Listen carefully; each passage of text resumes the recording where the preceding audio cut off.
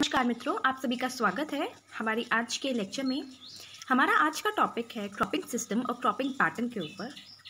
ये general agriculture का काफ़ी बेसिक टॉपिक है और इसमें से लास्ट कुछ सालों में काफ़ी ठीक ठाक क्वेश्चंस आए हैं, तो हम उन क्वेश्चंस की भी बात करेंगे। तो उससे पहले आइए शुरू करते हैं हमारा आज का लेक्चर। इससे पहले कि हम आगे बढ़ें, आप सभी इस चैनल को ज़रूर सब्सक्राइब कर लें ताकि आपको एग्रीकल्चर से रिलेटेड इन्फॉर्मेशन मिलती रहे। बेल आइकन को दबाना मत भूलिएगा ताकि आपको हर नोटिफिकेशन टाइम पे मिल पाए। चलिए तो बिना देर किए आरंभ करते हैं।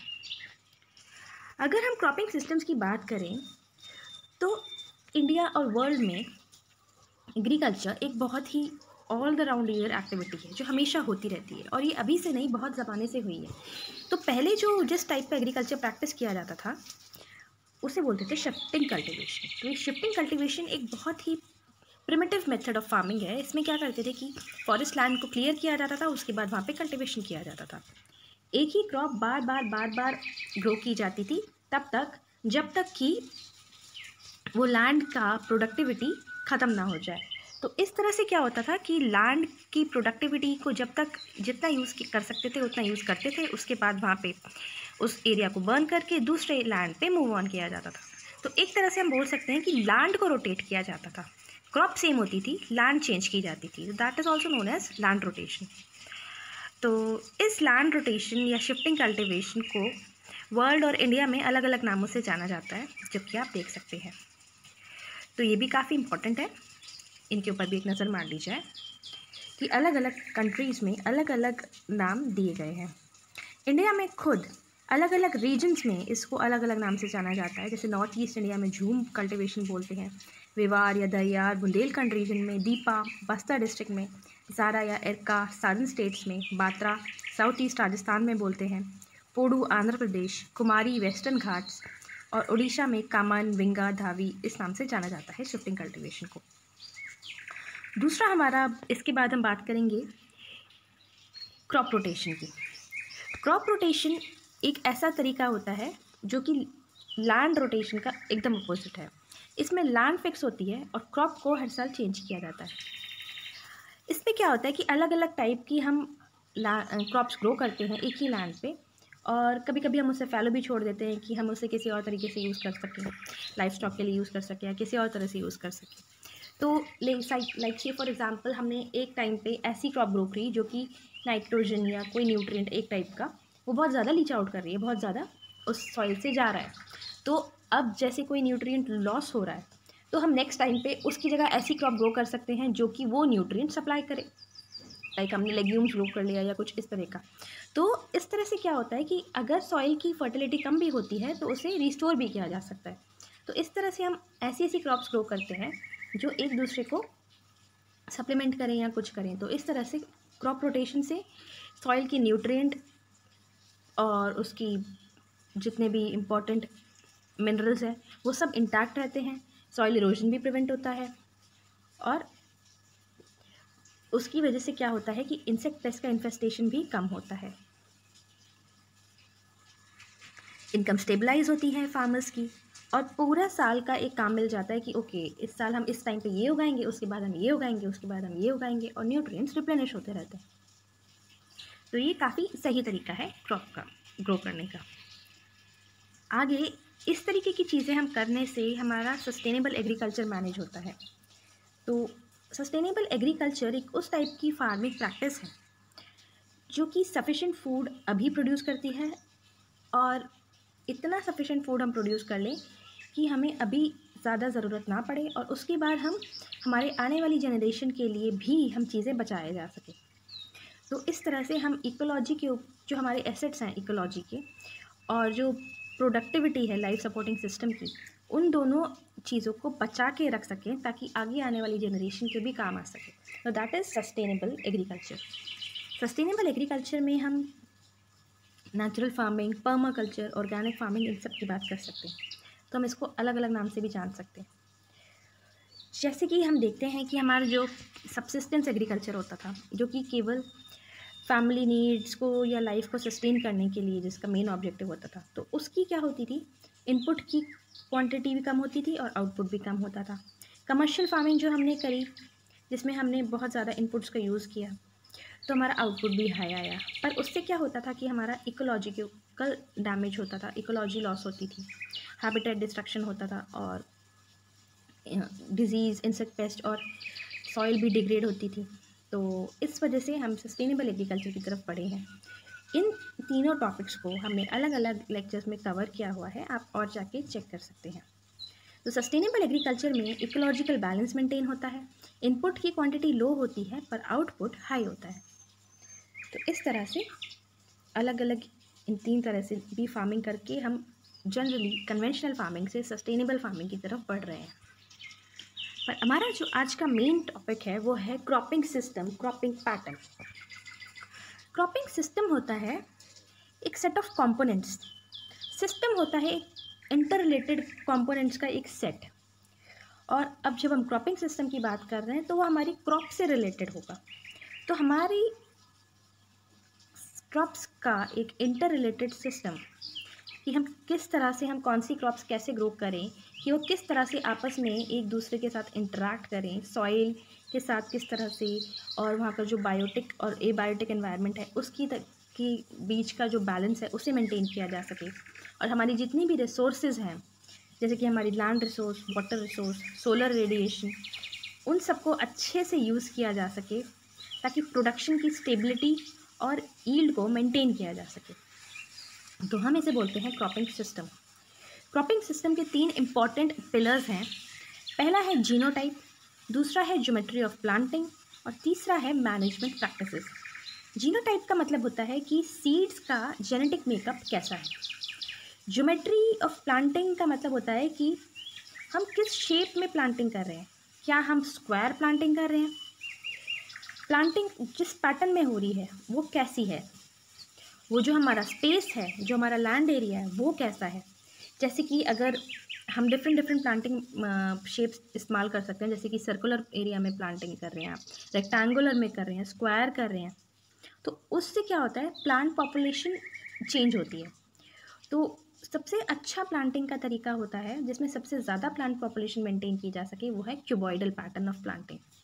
उसमें बहुत अच्छी प्लांट पॉपुलेशन मेंटेन की जा सकती है, एक sizeable amount of plant population आ जाती है।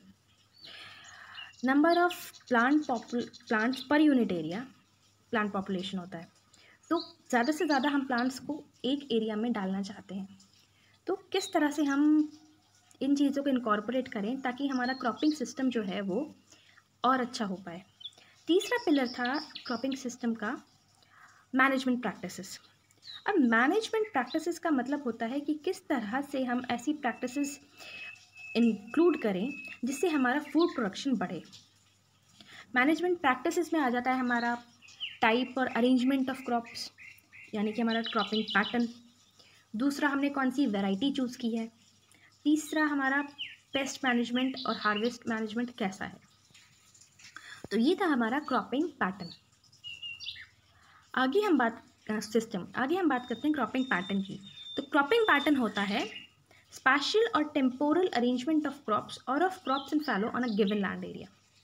किस तरह से हम एक लैंड एरिया पर एक अलग अलग टाइम पे किस तरह से हम कौन सी क्रॉप्स का कॉम्बिनेशन को ग्रो कर रहे हैं, तो दैट इज़ क्रॉपिंग पैटर्न। कैसा पैटर्न फॉलो कर रहे हैं।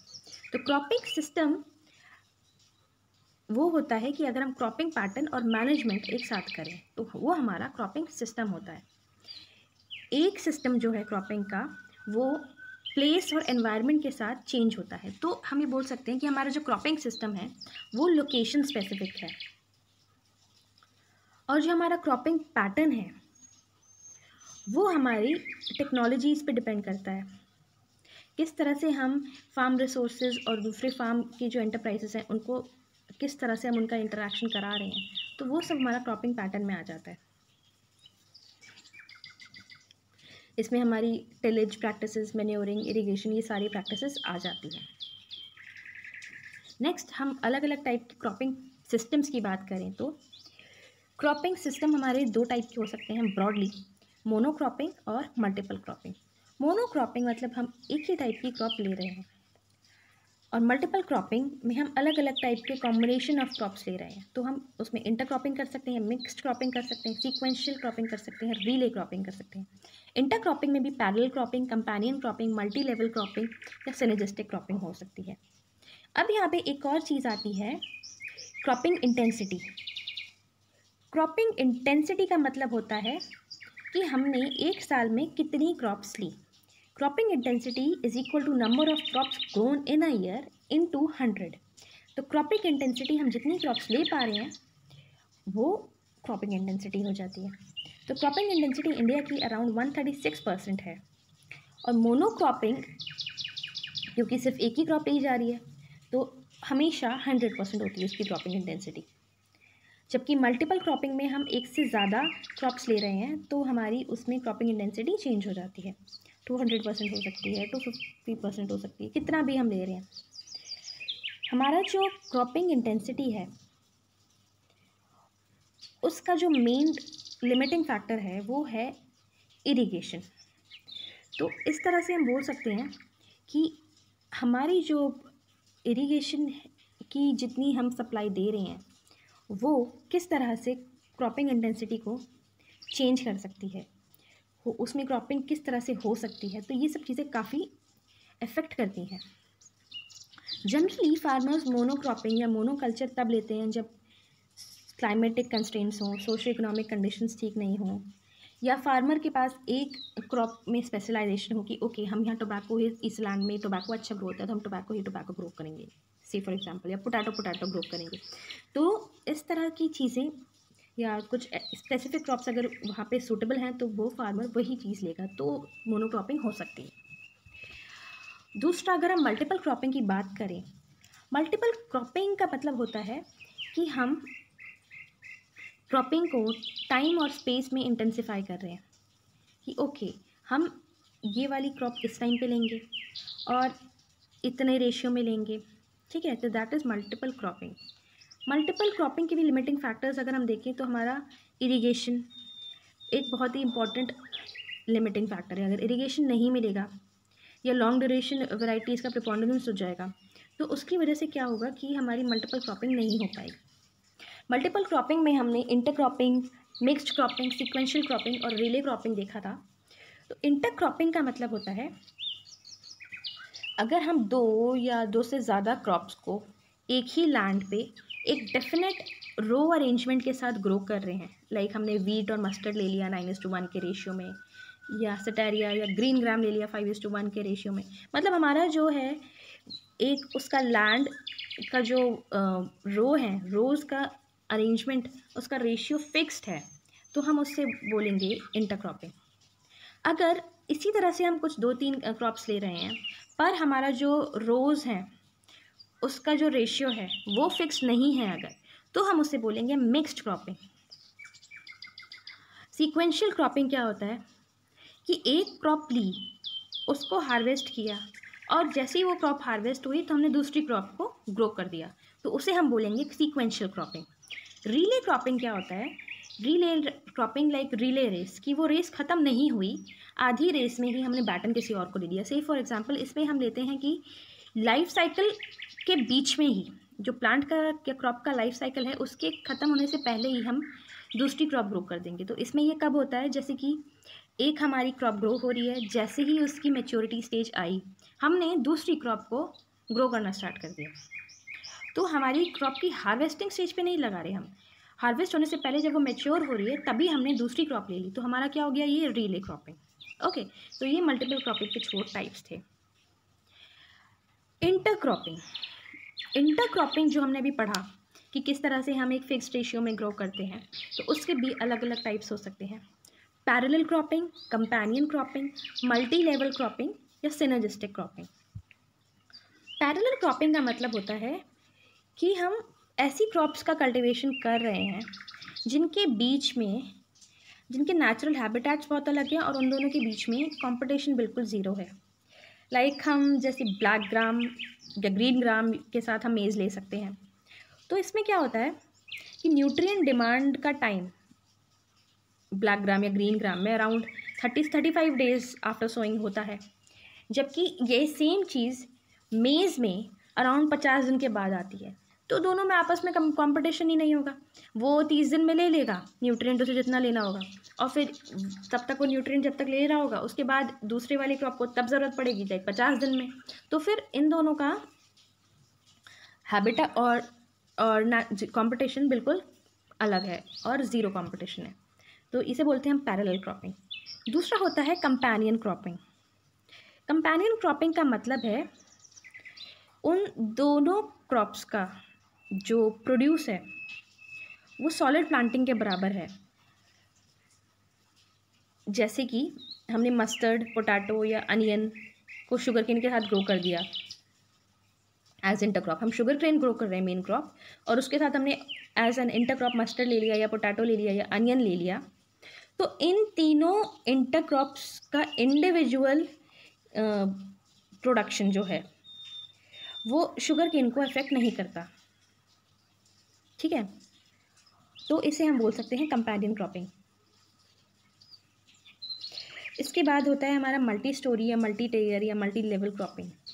इसमें क्या करते हैं हम, जैसे कि हम ऐसी चीज़ें उठाते हैं, ऐसी क्रॉप्स उठाते हैं जिनकी हाइट्स अलग अलग होती हैं। लाइक हमने शुगर केन ले लिया जिसकी हाइट बहुत ज़्यादा है, उसके साथ हमने मस्टर्ड ले लिया थोड़ा छोटा, फिर पोटैटो ले लिया, वो तो अंडरग्राउंड उसकी सारा काम होता है। तो उससे क्या है कि हमारा एक multi storey multi level cropping, हम उसी एरिया में ऊपर हम शुगर केन ग्रो कर रहे हैं, थोड़ा नीचे हम उसमें मस्टर्ड ग्रो कर रहे हैं, फिर और नीचे हमने पोटैटो ग्रो कर लिया। तो क्या हुआ कि तीनों क्रॉप्स एक साथ आराम से ग्रो हो जाएंगी। उसके बाद हमारा आता है सिनर्जिस्टिक क्रॉपिंग। लाइक हमने कोई ऐसी क्रॉप ली जिसकी ईल्ड अकेले प्योर क्रॉप अगर हम ग्रो कर रहे होते तो उससे ज़्यादा होगी। जैसे कि लाइक हम शुगर केन और पोटैटो साथ में ग्रो कर रहे हैं, तो इस तरीके की क्रॉपिंग में क्या होता है कि इन दोनों के साथ ग्रो होने की जो यील्ड है वो अकेली क्रॉप के अकॉर्डिंग बहुत ज़्यादा होती है। तो इस तरह की क्रॉप्स हो जाती हैं सिनर्जिस्टिक। सिनर्जिस्टिक सीरीज़ में भी दो टाइप की हो सकती हैं, एडिटिव और रिप्लेसमेंट सीरीज़। तो इस तरह से ये हमारा था इंटरक्रॉपिंग। क्रॉपिंग सिस्टम के फ्यूचर की अगर हम बात करें तो क्रॉपिंग सिस्टम आजकल हम लोग जो हैं कन्वेंशनल फार्मिंग से एक सस्टेनेबल फार्मिंग की तरफ बढ़ रहे हैं। तो हमारा मेन फोकस ये रहता है कि हम नेचुरल रिसोर्सेज को अच्छे से मैनेज कर पाए, हमारा जो प्रोडक्शन हो वो सस्टेनेबल हो, हमारी जो फार्मिंग हो वो डाइवर्सिफाइड हो। इंटीग्रेटेड फार्मिंग सिस्टम्स को हम ले सकें, लाइक हम अलग अलग टाइप की फार्मिंग, लाइफ स्टॉक, फॉरेज, इन सब चीज़ों को अलग अलग तरीके से, पोल्ट्री, बहुत सारी चीज़ें हम एक साथ इनकलकेट कर सकें। तो एक इंटीग्रेटेड फार्मिंग सिस्टम अगर हम अडॉप्ट करते हैं तो हमारा जो शिफ्ट है वो इस तरह से क्रॉपिंग पैटर्न का चेंज हो रहा है। हमारे लास्ट कुछ ईयर्स के क्वेश्चंस की अगर हम बात करें तो हमने देखा कि कुछ ऐसे क्वेश्चंस आ रहे थे क्रॉपिंग पैटर्न से रिलेटेड जो सस्टेनेबल डेवलपमेंट ऑफ एग्रीकल्चर को की बातें करते थे। जैसे कि किस तरह से हम क्रॉप्स का डाइवर्सिफिकेशन, यील्ड को इंक्रीज़ करने में कर सकते हैं, किस तरह से subsidies cropping pattern crop diversity या इकोनॉमी को इफ़ेक्ट करती है, किस तरह से क्या रोल प्ले करता है क्रॉप रोटेशन डाइवर्सिटी में, ठीक है ना, कि हमारी किस तरह से हम किस डाइवर्स टाइप की प्लांट क्रॉप्स लेंगे जो कि एनवायरनमेंट पे कम इफेक्ट डालेंगी और अच्छा इफेक्ट डालेंगी। इंटीग्रेटेड फार्मिंग सिस्टम का क्या रोल है सस्टेनेबल एग्रीकल्चरल प्रोडक्शन में। तो ये सब चीज़ें थोड़ा पूछी जा चुकी हैं पुराने क्वेश्चंस में। तो एक एक करके हम इन सब क्वेश्चंस को आगे देखेंगे। उसके लिए आप बने रहिए हमारे साथ, और इन क्वेश्चंस का डिस्कशन हम नेक्स्ट लेक्चर में करेंगे। आज के लिए धन्यवाद।